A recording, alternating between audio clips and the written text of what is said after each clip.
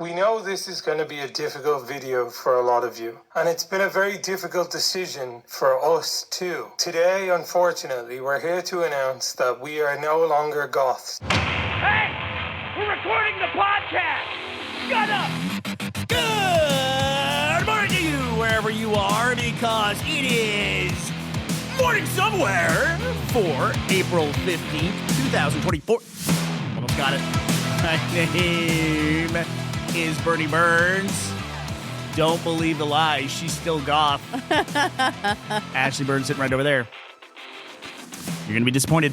Am I? Oh. It's back to me. I wear black because my life is black.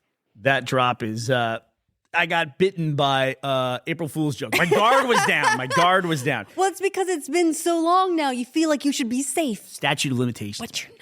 There's got to be a period after April Fool's where April Fool's jokes should just be wiped off.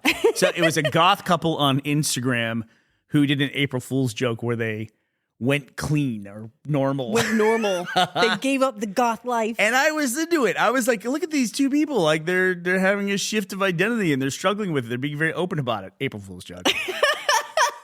Anyway, happy Monday, everybody. How you doing, Ash? Yeah, not too bad. Spring is springing. The lambs are dropping and hopping. Yeah, spring has landed on us with a vengeance here in northern Scotland. I feel like someone flipped a switch.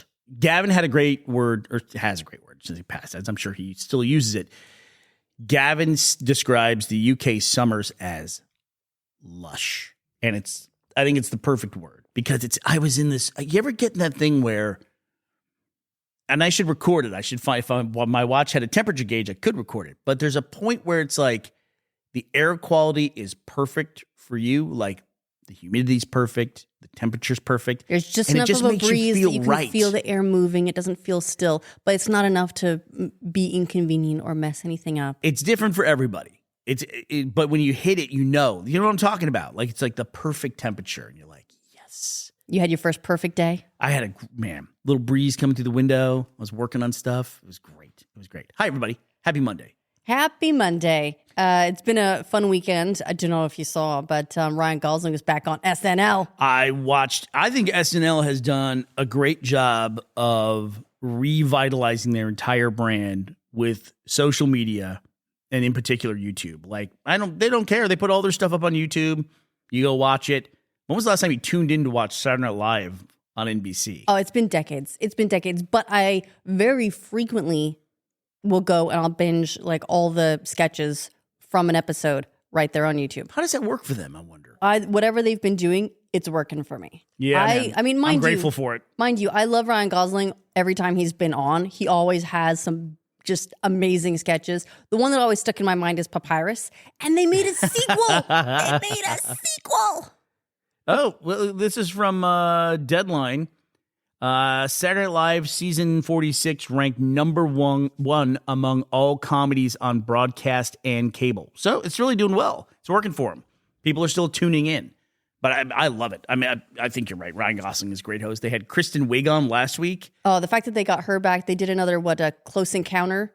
Kate McKinnon, they got back for the Close Encounter one. Oh my God, it was so funny. Which has always been like a great series. Every time they bring one of those on, you know it's going to be a good one. This was a good one. So excited. And it was funny because there's a lot of people either really like when the comedians break or they really hate it. Or they hate it when some people do it. Like Jimmy Fallon is renowned. Like some people can get away with it and some people, no. Yeah. But what's Heidi's last name? She's kind of the star. She's from my favorite sketch of all time, which was the Barbie Instagram sketch with Donald Glover. Is that Heidi Gardner? Yeah. Yeah. It's almost not night anymore. She did a sketch with Kenan Thompson where Ryan Gosling and Mikey Day were dressed up as Beavis and Butthead. And she broke, and I laughed my ass off. I mean, you couldn't laugh because of the way that Mikey Day was dressed as Butthead. Butthead's the brunette, right? I don't know which is which, to be perfectly honest. It's one of them. I just associate them as so funny. As a two-named duo going, ha. That's the extent. I was never allowed to watch it as a kid. I've never seen an episode of Beavis and Butthead. I've seen some of it. I used to watch Mike Judge. Used to be have regular entries in something called the Spike and Mike Animation Festival. And this was like, if you liked animation and you liked really alternative, kind of weird animation, every now and then Spike and Mike would put something out. I'd go to theaters and watch it and watch all these shorts. Robert Rodriguez had some stuff, I think, in one of the Spike and Mikes. I've never heard of this. Never heard of Spike and Mike's, No. really? Yeah, I don't know if it was a big deal or not. We'll link it in the link dump. I'll look it up while we're talking about something else here. But Mike Judge had a character that then became the red stapler guy in Office Space. Okay. And then had other characters that then became Hank Hill, essentially. Like Hank Hill had kind of a dark origin as a character before he evolved to what he was in King of the Hill. And then Beavis and Butthead, I think, came out of that stuff as well. But yeah, Mike Judge's like independent original stuff is pretty wild. Mike Judge is weird. He's an Austinite. He's in Austin. Is he? He has been in Austin the entire time that I've been there. And you never hear about Mike Judge. You hear about all these other people like Matthew McConaughey, Robert Rodriguez, even I think Rooster Teeth more heavily associated with Austin than Mike Judge. To be fair, I couldn't tell you what Mike Judge looks like. Mike Judge is a fucking heavy hitter, man. King of the Hill, Beavis and Butthead, Silicon Valley. I mean, that's him. Silicon Valley's Mike What? Judge. Dude is a heavy Office Space. Heavy hitter, man. Okay, once you get Office Space in there, that all starts to get a little bit more cohesive. But when it goes from like Beavis and Butthead and King of the Hill to like Silicon Idiocracy. Valley, that feel yep, okay, nope. Yep. See, all coming together. Once you put them all together, that does seem like a bunch that would belong. Without all of them together, though, it seems like You can't picture Mike Judge, can you? no, I can't. I Probably have one of the most. no idea what Mike Judge looks like. Interesting. Anyway, we're off on a tangent here with all this Mike Judge stuff, but it was great. SNL was fantastic. They redid the Close Encounter sketches at Cold Open, which is one of my favorites of all time with Kate McKinnon. You love the Papyrus sketch. I did. Yeah. I did the sequel to Papyrus. It was great. There's a lovely reveal towards the end of it, which really I feel like brings the sketch home. But I don't want to say it because I don't know. Go watch it. Spoiler on a 6-minute sketch. But it's Something worth you could do after this episode of Morning Somewhere. Indeed. Fully worth watching. It's funny. Ryan Gosling is an amazing comedic actor. I don't know why I have trouble. Like, I don't think of him immediately as comedic actor. I must be thinking of him. He must be stuck in my mind as like from, I don't know, Drive Oh, God. or something, because he's so good in so many things and comedic too. Like, it was The Nice Guys. Oh, my God. He One of is my favorite movies of absolutely all time. Nice Guys. Sublime in that movie. It is hilarious. You know who- He's you know who did funny Nice in Guys? Everything. Who? We're talking about auteurs that like are influential, but people don't really know that well. Shane Black, the guy that did Iron Man 3. No kidding. Okay. Did you ever see Kiss Kiss Bang Bang? I did. Yeah, I did. that's That him. was, in fact, that was Robert Downey Jr. before Iron Man, Wait, right? yeah, I'd say a bit before, yeah. Yeah, but that was like as part of his starting to put a career back together. I'm actually surprised that you don't think of Ryan Gosling as comedic right off the top of your head because of how many times I've watched Nice Guys in the house. Dad, there's like whores here and stuff. Sweetheart, how many times have I told you, don't say and stuff. Just say, Dad, there are whores here. And that's the thing, is like most of the films that I've seen with him in they're funny movies. They're comedies. So I don't know why I think of him as a dramatic actor. I can't get my head around it. He was so good in the Blade Runner sequel. Man, that movie was wild. It was like somebody hit pause after Blade Runner played in 1982 and then just hit unpause 4 decades later. I was really impressed by the way they pulled off that sequel after so many years. It was so good. He was fantastic in it. Yeah, it shouldn't have worked, but it did, and it was great. He's great. He just, I'm trying to think if there's a bad Ryan Gosling role that I've ever seen. I don't know. I guess it probably depends on how you feel about The Notebook. Oh, yeah, that's some early stuff, the rom-com stuff. But even Matthew McConaughey went through that, and he's doing all huge Oscar-worthy stuff now. Yeah, I feel like for a while, not so much now because the romantic comedy genre is kind of in a rough place. But I feel like for a while, that was where actors like heartthrobs started. They would get all of their rom-com money and then go do other stuff. Yeah, well, Matthew McConaughey's autobiography, if you have any audiobook credits, Greenlight, he talks about how he intentionally stopped being a rom-com guy and had to go dark for 2 years in order to be able to become a dramatic actor. And it was a process he specifically intentionally went through. It's pretty interesting. Like no one would take him seriously or cast him in anything because they were like, oh, he's the rom-com guy. It's also, when you listen to his autobiography, it's like, oh yeah, this guy's insane. I mean, talks about like going out and stealing spools of wire with his dad and stuff, and is getting in a fist fight with his own father. Man, just somebody born from a different time, even when it wasn't that time. You know what I mean? Sure. It's like there were parts of Texas, I feel like, that you were raised in where like they held on to some stuff way longer than other parts of the world. Yeah, like they were resistant to progress. I worked with a guy, like his first phone number that he had as a kid was like KL125. Like it was one that had the letter in it, you know? Oh my God. Yeah. You know, I didn't realize until I just saw one of those, you know, on Reddit today, I learned things pop up that zip codes weren't introduced in the US until the 60s. Yeah, that's weird, right? Yeah. Like you would just address it to town, state, and it would get there, but then they just decided, too many people now, and had to actually introduce zip codes and run commercials on television explaining to people what zip codes were and what they were going to do. We had that just recently. Do you remember we recently just got a letter in the post that was like, it's near this town and this other town. It's owned by an American. Yes. Do you remember that? That's literally was on the envelope. We should have taken a photo of that. We should have. It weirdly docks us in a weird way.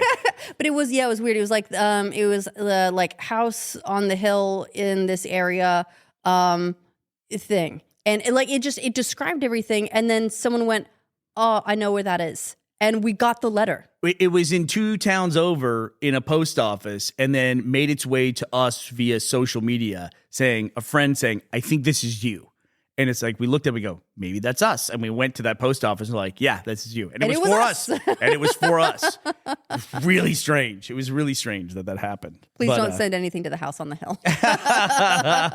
Rural northern Scotland. Just take a shot and see if it gets there. But I've often heard too that the U.S. Post Service, like if you even just draw a map on the envelope, that they'll try to get it there. Good on them. There's got to be like a special group within the post office that does that kind of thing. They're like the code breakers. Oh, that's got to be like a treasure hunt, right? Right, like post office code breakers. And they're like the specialists. And you hand them the envelope with like a treasure map on it. And they're like, I've got this. If I may, you may. Ashley, we talked, we did a Q&A this weekend on our Patreon. And one of the questions that was asked was, what would you bring from the U.S. to the U.K. and what would you take from the U.K. back to the U.S.? And my answer was I'd bring highways from the U.S. What was my UK answer going back? You garden hoses. would take garden hoses. I would take garden hoses back. I might change that. Postal codes. The postal code system in the UK is chef's kiss. It's amazing. When you type in your postcode, like when you're filling out an address online, most places when you do it, like your billing address or your shipping address, you put in your postcode. And then it gives you a drop down of all the addresses. And it's only, depending on the density of where you live, it's really quick to go through and just find your address and then you click it and that's it. Yes. And it doesn't work that way in the US. No, well, zip codes have thousands of addresses Maybe within tens them. of thousands, Maybe yeah. tens of thousands. So that wouldn't be feasible at all. But the postcodes here are so specific. And they're a combination of like letters and numbers. So I guess they can really just drill down. And you only have this many. If it's in this postcode, you just put that on it, it's probably going to get where it's going. That being said, the US 5-digit zip codes do have the extra 4 numbers that nobody uses. Oh, that's right, the dash. Like, do you even know yours where you lived before? Nope. I've never known my extra 4 digits, and I'm sure that would exactly solve my problem, but it's one of those American things where you're like, no thanks. No thanks. No. Just wanted to complain about it. Here's the solution we've already come up with. No, thank you. All right, what's going on in the world, Ash? A couple of fun things. So Fallout released last week, the TV show, and as a result, all of the Fallout games are seeing a huge spike in activity. Well, not that surprising. If you watch the show, it does give you that itch to play the games. Did you want to do it? You know what I want to reinstall, what I want to play again? I haven't played this for years and years, is the mobile game. Was it Fallout Vault, Fallout Dwellers? No, you almost got it. Fallout Shelter. Fallout Shelter. It is one of the weirdest names. It was cool. It was actually an inspiration for how we started this podcast because we always liked, and Fallout Shelter was an example of this. An example of something like, hey, we're announcing this thing And here it is. Bethesda did that at one of their E3 conferences. And They it announced that immediately like broke the App Store, if I recall correctly. everybody was playing it. That We week. were Yeah. frantically trying to get it downloaded. It was like the thing. It's almost a missed opportunity at the time that they didn't have some kind of, I don't know, like some kind of perk for the number of people playing or for exchanging something with people playing near you, because that's the only time that would have happened. Yeah, it's like you build like your vault out, and then you send people out into the wasteland to do things and stuff like that. It's a fun little mobile game. A lot of fun. You can customize the character and put a bunch of people in there that you know and things like that. It's so weird to me, though, that why did they call it Fallout Shelter and not call it Fallout Vault? Because that shelter is not a word that's used in the Fallout universe. Yeah, I don't know. That's the Have one. they ever explained that? Not really. No, it's the one bit of branding that seems off about it. Otherwise, I feel like it really captures it. But it takes its medium into account. It's a good mobile game with Fallout like vibes and Fallout. I don't know, like a feel to it. I have wanted to go back and play Fallout New Vegas since seeing the Fallout series, because Fallout New Vegas is that game that I have started. It's like Mass Effect, where I've started it like 3 or 4 times and just haven't finished it But yet. this is going to be the time. This is gonna be Bernie. the time. This is going to be the time. And I think it's just too branching and too deep, but I'll get around to it eventually. Another fun thing that's happening. A while ago, we discussed there was a Willy Wonka event in Glasgow, and it was this Famously terrible. It was this like insane like grifty event where like the guy that put it together, I don't know what his deal was, but he like hired all these people and he had these AI posters promising this lush, spectacular event. And you turn up and it was at like a sad warehouse with like a mushroom. And then the sad Oompa Loompa girl went viral. Her name's Christy Patterson. They're recreating that event. They're not making a Willy Wonka event. They're recreating that Willy Wonka event in LA. They're bringing Kirsty Patterson in to do a Q&A and like appearance at it and everything. I started following her after the event on social media, and she's been going to like cons and everything. Like she's fully embraced Good for her. this event. And then I saw that the New York Times did an article about the breakout star of this Willy Wonka debacle. So I went to read about it because I was interested, like, oh, maybe they're talking about this thing in LA. They're talking about somebody else. This is from the New York Times. Willy Wonka event ended in disaster. From its ashes rose a budding star. The internet latched on to 16-year-old Felicia Dawkins' performance as the unknown. We did? At a shambolic Willy Wonka-inspired event. This weekend, she's heading to a bigger and scarier stage in London. What? So she's moving on from that and now has like PR where she's in the New York Times. So let's call this what this is. This was a wildly successful event at the end of the day. You know what? This was the Dash Con of Willy Wonka events. Like it was a insane disaster for everyone who was there, but everyone who wasn't there wishes they were there. And now it's going to LA, and Americans are going to go do, ironically, all the horrible stuff that everyone was miserable doing. You're going to get your like 1/8 ounce of lemonade and 1 jelly bean. And you know what? Everyone in LA is going to fucking love it. They're going to be posting pictures all over Instagram of their tiny lemonade and their 1 jelly bean. And they're going to be so happy. Telling you. I would not go to the LA event. I have said before, I wish I was at DashCon, wish I was at Fire Festival, wish I was at this Willy Wonka thing, but I wouldn't go to the fake, like, ironic version of it. That's just, I don't know, if you're doing that, it's just silly to me. I mean, really, it is, you know? If you went to something and it was terrible, you go, oh, I was there and it was amazing. But now they're going to try to make it intentionally bad, right? Right. Or will they? Like, they could screw it up and try to, like, But improve upon it? Yeah, the only way they could screw it up, though, is make it good, right? They should have a dude, like, you just open up. It's a dude in a Oompa Loompa costume going, how you doing? He just decks you in the face when you walk in. That's the whole event. Can I talk about a couple of dark things before we get to, like, some better stuff? Sure, morbid somewhere. Do it.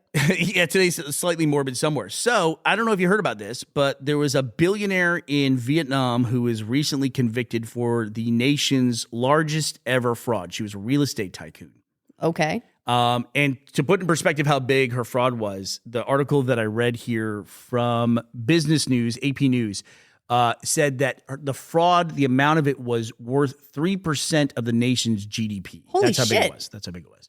So she was convicted. Would you like to guess what her sentence was? Do you know this? I don't know. She's gonna. Sam Bankman-Fried got 25 years. Yeah, I was gonna say, is she gonna go hang out with him? Death. What? She is part of an anti-corruption crackdown the Vietnamese government has been doing called Blazing Furnaces, which is a frightening... That's ominous. Blazing Furnaces. Yeah, so now she's a billionaire who's been sentenced to death for her crimes, for a financial crime. That's wild. I couldn't imagine. What would be a financial crime that could be someone in America being sentenced to death? I mean, there have been some pretty big ones, and no one comes close to that. So I mean, it doesn't even seem like it's on the table. I mean, I guess if you hit 3% of the U.S. GDP, maybe they would consider it. This That'd definitely seems like it's sending a message. I don't know, man. If you hit 3% of the GDP of the U.S., they would give you an award. You know what I mean?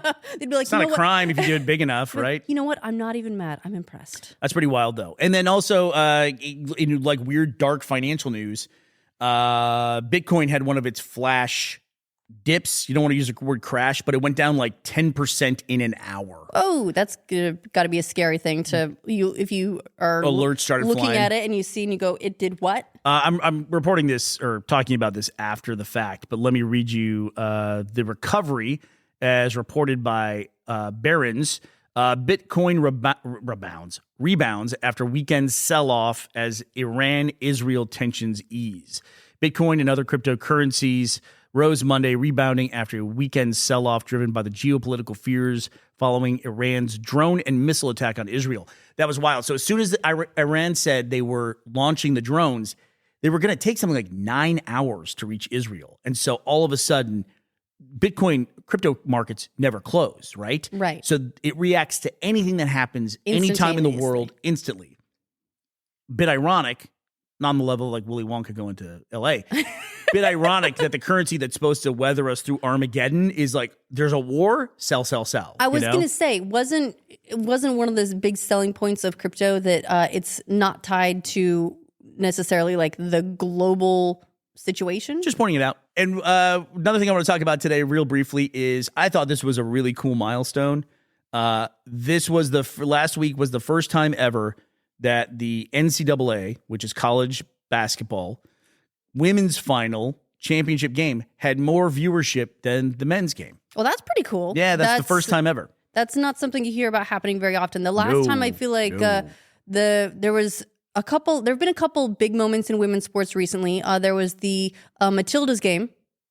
I can't remember who they're playing. I think it was Matildas versus UK, maybe.